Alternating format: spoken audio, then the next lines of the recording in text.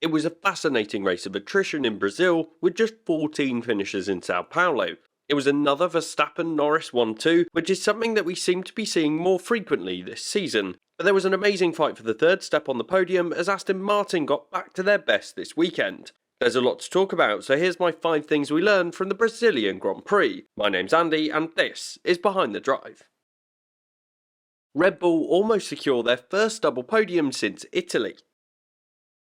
Max Verstappen was once again in a class of his own in Brazil. The driver kept the lead from the start and seemed to cruise to his 17th race win of the 2023 season. It was an amazing win for him as he managed his tyres well to ensure he could keep the pace up at the front.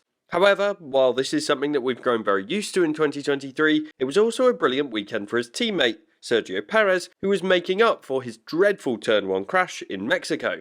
The recovery drive from Perez this weekend was very strong.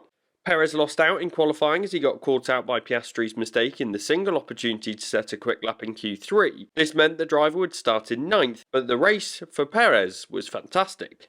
The Red Bull was obviously a very strong car this weekend, as it is in every race, but even in the hands of Perez, the car could make its way up the order. The Mexican driver made good overtakes on the Mercedes pair early on in the race, and then spent the final stint chasing Fernando Alonso in the fast-paced Aston Martin.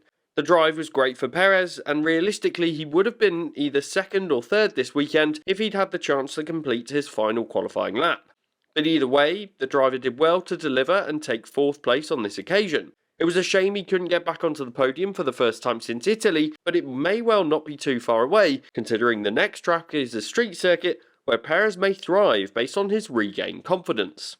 On the whole, it was a good race for the Red Bull pair and a good haul of points for that team. It wasn't quite the double podium that they wanted, but that doesn't seem so far away, so it's a green box for Red Bull in Brazil. A huge launch puts Norris in the fight for the win. The McLaren showed huge potential this weekend, as despite not putting in a quick lap in FP1, the team has been pretty good at pretty much every circuit since their upgrade in Austria. In the qualifying on Friday night, the drivers all effectively had a single opportunity to set a flying lap, and the McLaren drivers both failed to get a clean lap in. The pace was clearly there, with Norris setting the fastest lap in the sprint shootout the following morning, but it would be 6th on the grid for Norris once Russell had his grid drop. But despite that effectively becoming 5th on the grid with Leclerc's formation lap retirement, the McLaren driver got an excellent launch and did an amazing job to make up 3 positions to get up to 2nd by the entry into Turn 1. Norris got a brilliant start and quickly darted around Alonso before then being ahead of the Mercedes of Lewis Hamilton into the corner. It was a great start for Norris, who's making a habit of being second to Max Verstappen this season.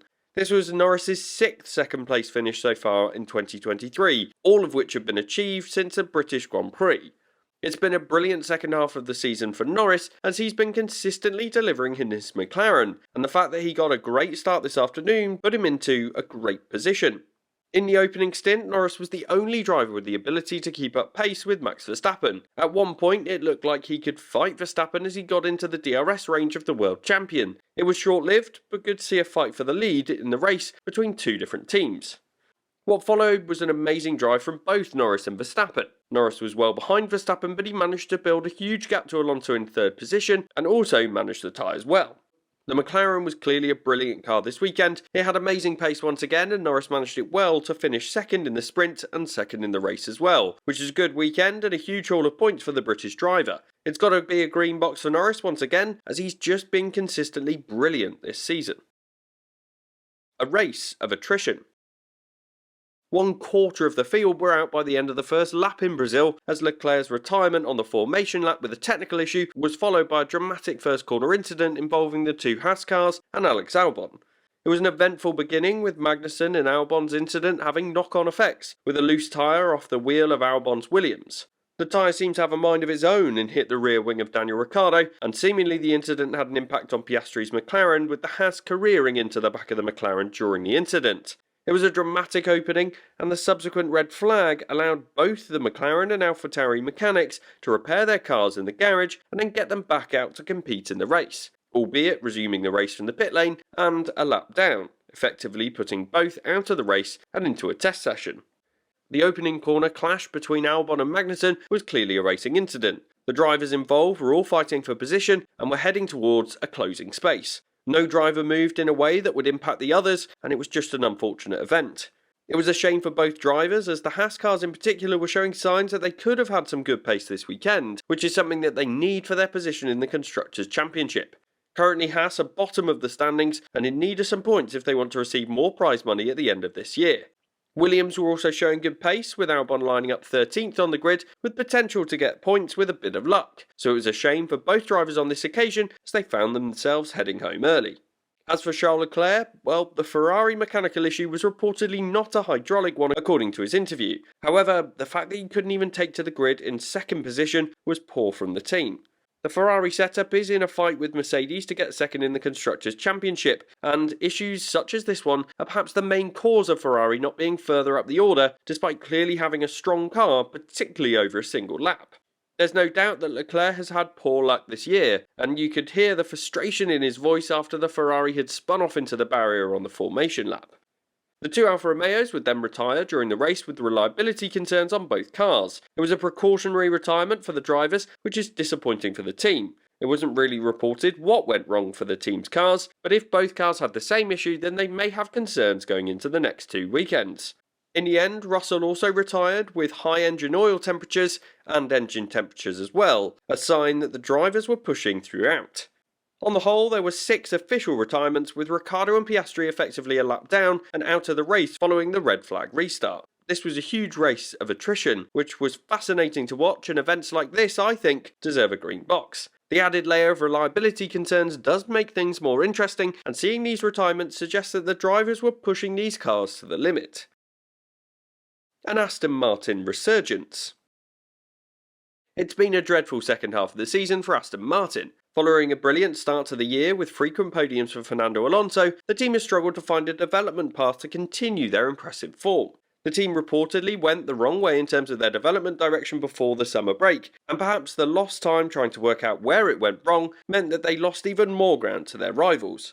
Aston Martin has already dropped behind McLaren in the fight for fourth in the Constructors' standings, which is a disappointing outcome and one that they will be unlikely to overcome before the end of the year.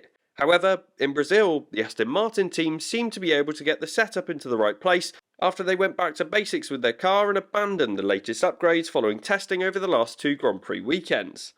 The team locked out the second row on the grid with Stroll out-qualifying Alonso. It was great to see them back in the mix with the top teams, and it was especially promising to see Lance Stroll delivering a performance that shows he's capable of beating his teammate on some occasions through the year. It was good to see the team doing well immediately with just a single practice session this weekend. The sprint setups for the teams are particularly challenging, and the ones that perform well tend to be the ones that have a good understanding of the car and good correlation between reality and their simulator. This is a good sign for Aston Martin after the team opted to start in the pit lane with both cars just 2 weeks ago in Austin after they introduced the new upgrades. Even in this weekend, we saw how different a day can be for an F1 team. The sprint shootout was more difficult for Aston Martin as they qualified 15th and 17th through incidents and traffic. But it was the Grand Prix that was more important for the Aston Martin team as they could prove their pace once again. And they did exactly that in the Grand Prix. They were holding 3rd and 5th in the race for the majority of the 2nd and 3rd stint, with Alonso defending from Perez throughout as the quicker Red Bull was hunting the Aston Martin down. But it was Alonso that beat the Mexican driver by just 0.05 of a second over the line after a lap where he lost the position to the Red Bull and had taken it back from him on the final time round. It was an amazing drive for Alonso and an amazing race for the team as they took a huge number of points this weekend. The drive from Alonso is almost deserving of a purple box in itself for this weekend. He did an amazing job to defend and attack and bring the Aston Martin car back to the podium and hold on to the checkered flag. Overall though, the team remained behind McLaren in the standings, and if you take into account the sprint, they did score less points than their closest rival over the whole weekend, but it was a good result for the team to go back to the drawing board and find a route back to the front. It was a brilliant weekend for Aston Martin, and so they certainly deserve a green box for the team performance this weekend, and it'll be interesting to see if they can keep this up for the final 2 races of the season. Mercedes were in no man's land.